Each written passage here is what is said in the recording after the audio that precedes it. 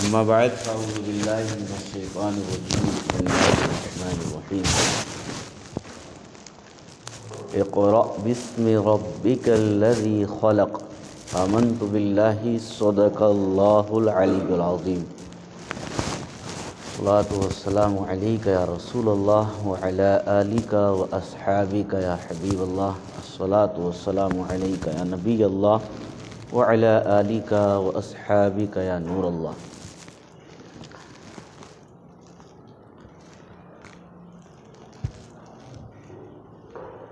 جس موضوع کا میں نے انتخاب کیا تھا تعلم کی اہمیت و افادیت، یہ موضوع پہلے ادھورا رہ گیا تھا۔ میں نے پچھلی بار یہ اعلان بھی کیا تھا کہ انشاءاللہ آئندہ ہفتے اس پر کچھ تھوڑی جو گفتگو باقی ہے اس کو تکمیل تک پہنچایا جائے گا۔ تو اللہ تبارک و تعالی نے قرآن یہ ہماری رہنمائی کے لیے، یہ ایک ہمارے لیے ایک ضابطۂ حیات ہے، یعنی زندگی گزارنے کے اصول اور قواعد یہ ہم کو بتاتا ہے۔ ہر جگہ، ہر میدان میں، ہر محاذ پر یہ قرآن ہماری رہنمائی کرتا ہے۔ تو قرآن کی جو سب سے ابتدائی آیت یہ اللہ تعالیٰ نے اقرأ باسم ربک الذی خلق، حضور علیہ السلام پر اس کا نزول ہو رہا ہے، اور حضور علیہ السلام کو یہ اللہ تعالیٰ ارشاد فرما رہا ہے کہ آپ پڑھیے اپنے رب کے نام سے جس نے پیدا کیا۔ پوری جو ہمارے سامنے یہ دنیا اور کائنات نظر آ رہی ہے اس کا خالق اللہ ہے، کیونکہ حضور علیہ السلام کی زندگی ہمارے لیے نمونہ عمل ہے۔ ہمارے آئیڈیل جو ہیں جن کی ہمیں اتباع کرنی ہے، جن کی حرکات و سکنات کی ہمیں اتباع کرنی ہے، تو وہ ہمارے نبی صلی اللہ علیہ وسلم ہیں۔ کسی نے بڑی پیاری بات کہی ہے، طریق مصطفیٰ کو چھوڑنا ہے وجہ بربادی، اسی سے قوم ہوئی بے اقتدار اپنی۔ ماضی کے اندر آپ جا کر دیکھیں، ایک دور ایسا رہا ہے مسلمانوں کا کہ مسلمانوں میں بڑے بڑے دانشور اور بڑے بڑے علوم و فنون کے ماہرین گزرے ہیں۔ یہ ہماری کم نصیبی ہے کہ ہمارا تعلق جو ہے کتابوں سے نہیں ہے، ہم تعلیم سے وابستہ نہیں ہیں۔ میرے پیارے بھائیوں، جو صورتحال ہمارے ملک کی بنی ہوئی ہے، یہ صورتحال مسلمانوں کو دعوت فکر دیتی ہے کہ اے مسلمانوں جاگ جاؤ، ورنہ نہ سمجھو گے تو مٹ جاؤ گے ہندی مسلمانوں، تمہاری داستاں تک نہ رہے گی داستانوں میں۔ اور علامہ اقبال نے فرمایا ہے، قوت فکر و عمل پہلے فنا ہوتی ہے، پھر کسی قوم کی شوکت کو زوال آتا ہے۔ ہم تو وہ ہیں جنہوں نے دریاؤں میں گھوڑے ڈال دیے، ہم تو وہ ہیں حضرت ابن نافع سمندر کے پاس اپنا گھوڑا کھڑا کر کے اس کے قدموں کو سمندر میں ڈالنے کے بعد کہتے مولا یہاں پر زمین کا خطہ ختم ہو گیا، اگر زمین اس سے آگے بھی ہوتی تو تیرے دین کا پرچم وہاں پر بھی لہرا دیتا۔ طارق ابن زیاد کی تاریخ کو پڑھیں، یورپ کے اندر اسلام کی شمع کو منور کرنے والی ذات ہے طارق ابن زیاد کی۔ محمد ابن قاسم کی ذات کو پڑھیں، آپ ان کا مطالعہ کریں۔ ہندوستان کے اندر علم کی اور اسلام کی شمع کو منور کرنے والی ذات کا نام محمد ابن قاسم ہے۔ تو علامہ اقبال نے کہا ہے قوت فکر و عمل پہلے فنا ہوتی ہے، یعنی جو سوچنے کی، سمجھنے کی، پلاننگز کرنے کی جو یہ افکار و نظریات ہوتے ہیں، یہ صلاحیت جو ہیں پہلے فنا ہوتی ہیں۔ ایسا نہیں کہ قومیں مٹ جاتی ہیں پہلے ہی، جب قومیں واہیات باتوں میں لگ جاتی ہیں، گناہوں میں لگ جاتی ہیں، اللہ کی نافرمانیوں میں لگ جاتی ہیں، عیاشیوں میں مبتلا ہو جاتی ہیں، اور وہ اپنی بقا اور ترقی کے بارے میں نہیں سوچتی ہیں، تو پھر قومیں غلام بنا لی جاتی ہیں، ان کے پیروں کے اندر غلامی کی زنجیریں اور بیڑیاں ڈال دی جاتی ہیں، ان کا وقار ملک کی سطح پر بھی مجروح کیا جاتا ہے، عالمی سطح پر بھی مجروح کیا جاتا ہے، ان کا کوئی وقار، ان کی کوئی عزت باقی نہیں رہتی۔ تو تعلیم کے بغیر زندگی جو ہے میرے پیارے بھائیوں کیا ہے؟ وہ ایک غلامی کی طرح ہے۔ لوگوں نے ہمارے ذہن کو جو ہے منتشر کر دیا ہے۔ آج ہم اغیار کے طریقے کو اپناتے ہیں، اور رسول پاک صلی اللہ علیہ وآلہ وسلم جو ہمارے لیے نمونہ عمل بنا کر بھیجے گئے، جن پر یہ آیت پہلی نازل ہو رہی ہے، اس کی افادیت آپ اس سے اندازہ لگا لیں۔ سب سے پہلے حضور کو کیا فرمان دیا اللہ تعالیٰ نے؟ آپ پڑھیے۔ یہ نہیں کہا کہ آپ نماز پڑھیے، یہ نہیں کہا کہ آپ جو ہے حج کیجئے، یہ نہیں کہا کہ جہاد کیجئے۔ حضور پر آیت کا نزول اس وجہ سے ہے، اللہ تعالیٰ نے تو قرآن میں صراحت کی ہے، الرحمن علم القرآن، کہ رحمان نے نبی کو قرآن سکھایا، اور یہ وہ قرآن ہے تبیان لکل شیء۔ اس قرآن کے اندر اللہ تعالیٰ نے ہر چیز کا روشن بیان کر دیا ہے۔ ایک قرآن کے اندر آیت ہے وَعَلَّمَ آدَمَ الْأَسْمَاءَ كُلَّهَا، کہ اللہ تعالیٰ نے حضرت آدم علیہ السلام کو علم سکھایا۔ مفسرین نے، اسلامک اسکالرز نے اس آیت کے ضمن میں، تفسیر میں، ایکسپلینیشن کے بارے میں فرمایا کہ حضرت آدم علیہ السلام کو کم و بیش 7 لاکھ زبانیں عطا فرمائی، اور دنیا کے اندر جو چیز کریٹ ہونے والی تھی، جو چیز پیدا ہونے والی تھی، ہر چیز کا علم حضرت آدم علیہ السلام کو عطا فرمایا۔ جو آدم علیہ السلام کے بھی آقا اور نبی ہوں، پھر آپ اندازہ لگائیں اللہ تعالیٰ نے ان کو کتنا علم سے نوازا ہوگا۔ لیکن پھر بھی قرآن یہ کہہ رہا ہے اقرأ بسم ربک الذی خلق، اے نبی آپ پڑھیے اپنے رب کے نام سے جس نے پیدا کیا۔ تو یہ آیت کا نزول، اس کا جو یعنی خطاب تو حضور علیہ السلام کو ہو رہا ہے، لیکن پیغام امت محمد کو یہ دیا جا رہا ہے کہ پڑھائی کو اور تعلیم کو کبھی اپنے ہاتھ سے نہ جانے دینا۔ سمجھ رہے ہیں آپ میرے پیارے بھائیوں؟ یہ نت نئے مسائل اور مشکلات جو ہمارے سامنے ہیں، ہمیں تو پتہ بھی نہیں ہے کہ ہمارے ساتھ کیا سازشیں ہوتی ہیں، ہمیں مٹانے کے کیا کیا منصوبے بنائے جاتے ہیں ملک کی سطح پر۔ آج جو ہمارے مخالفین، دشمنان اسلام میرے بھائیوں ہر جگہ سے ہم پر حملہ آور ہو رہے ہیں۔ تعلیمی میدان میں بھی آپ دیکھیں ہماری تاریخ بدلی جا رہی ہے، مسلم سلاطین کی تاریخ بدلی جا رہی ہے، اور یہ دعوے کیے جا رہے ہیں کہ غلامی کا دور ہندوستان کے رہنے والوں کے لیے انگریزوں کی تاریخ سے شروع نہیں ہوتا ہے، بلکہ یہ برین واش کیا جا رہا ہے اور ذہن سازش کی جا رہی ہے، مسلمانوں کے خلاف زہر اگلا جا رہا ہے کہ جب مسلمان حکمران اور سلاطین ہندوستان کے اندر آتے ہیں، اس وقت سے ہندوستان کے رہنے والوں کی غلامی کا دور شروع ہوتا ہے۔ جو اسٹڈی کا، جو پڑھائی کا سلیبس اور نصاب ہے، اس کے اندر چینجنگز اور بدلاؤ کیا جا رہا ہے، اس کو کون پہچانے گا؟ کیا دکان پر رہنے والا، کیا ایک بزنس سنبھالنے والا؟ اس کی بھی الگ اہمیت ہے، افادیت ہے، اس کا میں منکر نہیں ہوں، لیکن میرے بھائیوں ملک کی سطح پر جو تعلیمی میدان میں ہمارے خلاف پروپیگنڈے بنائے جا رہے ہیں، جو ایجنڈے چلائے جا رہے ہیں، اس کو کون بھانپ سکتا ہے؟ کون اس کو پہچانے گا؟ یہ علم ہی کی روشنی ہے۔ اس کے بارے میں حضور علیہ السلام فرماتے ہیں العلم نور، علم ایک چراغ ہے، ایک روشنی ہے، اسی کے ذریعے ہم پہچان سکتے ہیں، اپنی قوم کا مستقبل تابناک اور روشن بنا سکتے ہیں کہ اگر ہمارے پاس علم کی شمع ہو، ہم اپنی قوم کی فلاح و بہبود کے لیے منصوبے سازی کر سکتے ہیں، ہم دیکھ سکتے کہ ہمیں اپنا مال و زر کہاں خرچ کرنا ہے۔ یہ علم ہمیں شعور عطا فرمائے گا۔ میں صرف علم کو مطلق اس لیے بول رہا ہوں کہ کوئی سا بھی علم ہو، اس کی نافعیت اور اس کی افادیت اور اہمیت اپنی جگہ مسلم ہیں۔ ایسا نہیں ہے کہ میں دنیا کی تعلیم کو جو ہے فوقیت دے کر اور دینی تعلیم کی جو ہے حقارت بیان کر رہا ہوں۔ آپ کے پاس دنیاوی علم سے پہلے اپنے اسلام اور دین کا علم ہونا ضروری ہے، کیونکہ آج اس صورتحال ہمارے ہندوستان کے اندر یہ بھی بنی ہوئی ہے، ایک پڑھا لکھا طبقہ جو ایجوکیٹڈ ہونے کے بعد، اونچی اعلیٰ اور تعلیم حاصل کرنے کے بعد وہ ارتداد کا شکار ہو رہا ہے۔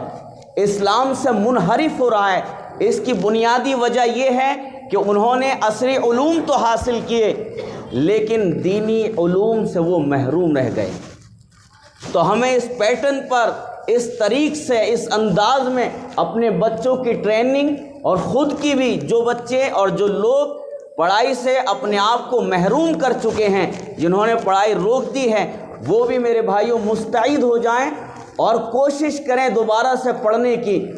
ایک دور وہ تھا کہ تعلیم کو جو ہے معاش کا ذریعہ نہیں سمجھا جاتا تھا کہ یہ تعلیم جو ہے اس کے ذریعے ہماری نوکری لگے گی، اس کے ذریعے جو ہے ہمیں دولت کا حصول ہوگا، بلکہ تعلیم کا بنیادی مقصد تعمیر انسانی تھا، انسان کو انسان بنانا تھا۔ میرے پیارے اسلامی بھائیوں، اس لیے آپ سے گزارش ہے کہ آپ اپنے بچوں کو، ان کا اگر آپ روشن مستقبل دیکھنا چاہتے ہیں، یہ جو جنریشن ہمارے سامنے ہیں، ایک جنریشن ہمارے سامنے ایسی بھی ہے جو شراب کے نظر ہو چکی ہے، نشے کے نظر ہو چکی ہے، عیاشیوں کی نظر ہو چکی ہے، جن کی جوانیاں تباہ و برباد ہو چکی ہیں۔ میرے بھائیوں، اب جو جنریشن آنے والی ہے اس کے بارے میں ہمیں پلاننگ، اس کے بارے میں ہمیں غور و فکر کرنا ہے۔ قرآن بھی ہمیں یہی پیغام دیتا ہے، افلا تشعرون، کیوں تم شعور حاصل نہیں کرتے؟ کیوں؟ یعنی اپنی قوم کی فلاح و بہبود کے لیے اللہ تعالیٰ نے صرف ہمیں اس لیے نہیں بھیجا ہے کہ صرف ہم اپنے پریوار کی فکر کریں۔ اگر ایسا ہوتا تو مکہ کی سرزمین سے حضور صلی اللہ علیہ وسلم مدینے کی طرف ہجرت نہ کرتے اور بہت سارے صحابہ حبشہ کی طرف جو ہے ہجرت نہ کرتے۔ انہوں نے نہ صرف اپنے خاندان بلکہ میرے بھائیوں اپنے گھر کے ایک ایک چشم و چراغ کو دین اور قوم کی فلاح و بہبود کے لیے قربان کر ڈالا۔ آج ہمارا جو روپیہ اور پیسہ میرے بھائیوں ناجائز کاموں میں خرچ ہو رہا ہے، اسراف ہو رہا ہے، فضول خرچی میں ہم اس کو جو ہے ضائع کر دیتے ہیں۔ ہمیں غور و فکر کرنا ہے میرے بھائیوں، اپنے ایسے ادارے قائم کرنے ہیں کہ ان اداروں سے ہمارے بچے اگر ایک طرف عالم دین بن کر نکلیں تو دوسری طرف وہ ڈاکٹر بھی ہوں، انجینئر بھی ہوں۔